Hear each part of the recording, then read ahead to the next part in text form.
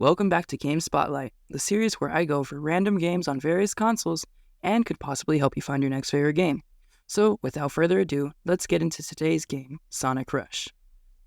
Sonic Rush, released on November 15th, 2005, was also the last mainline Sonic game to be produced by Yuji Naka. This is a 2D Sonic game, but think more like Sonic Advance and even Sonic Mania. One of the unique aspects of this game, though, is the 2.5D aspect to it. While all the levels themselves are 2D, the character you're playing as or the bosses are rendered in 3D. And speaking of characters, there are two you can play as in this game. We've got the man himself, Sonic, and for the first time, Blaze the Cat. Both characters have their own respective abilities, and though you technically play through the same zones with both characters, the order in which you play them is different depending on who you pick. Each zone consists of 2 acts and a boss like normal, the boss being 3D of course. During these boss fights, Blaze fights regular Dr. Eggman, while Sonic fights his doppelganger, Eggman Nega.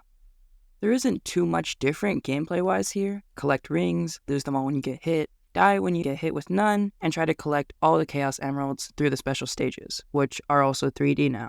An interesting feature of this game is how the game utilizes both screens of the DS, having the level be on both parts of the screen.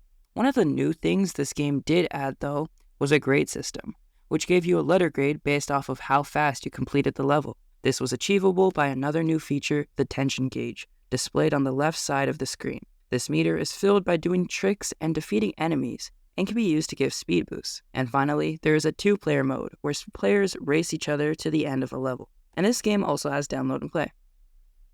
Story-wise, Blaze the Cat is pulled into Sonic's dimension somehow, along with her Eggman, Dr. Eggman Nega, and the Soul Emeralds, basically her universe's Chaos Emeralds.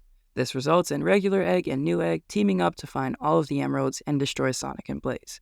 Probably one of the best things about this game isn't a game feature or even the story, but without a doubt the music. Composed by Hideki Nakanuma, who many know from Jet Set Radio, or more recently, Hover and Bomb Rush Cyberpunk, the music in this game is amazing. It's definitely unique, while also really nice to listen to, and fitting perfectly within this game and the Sonic universe as a whole.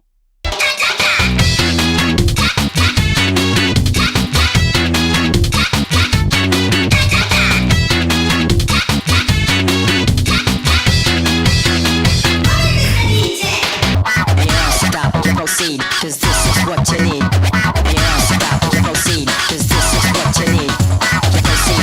Proceed, cause this is what you need. Cause this is what, this is what, this is, this is what, this is what, this is, this is.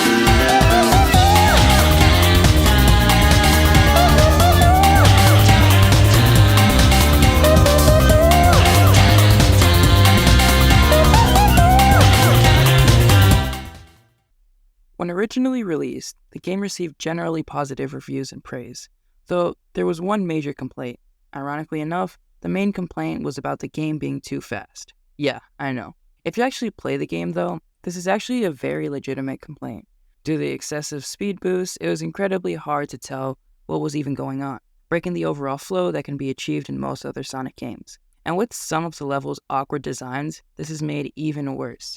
Regardless, the one gripe aside, this is a really good game that I personally used to enjoy, and has many things going for it, though there is a sequel to this game that some consider to be better. This is why I would recommend this game, but also recommend checking out the other game and deciding if you want to get one, both, or neither.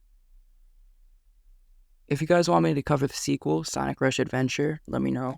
Of course, leave a like if you liked the video, subscribe if you like this kind of content, and I'll see you all next week.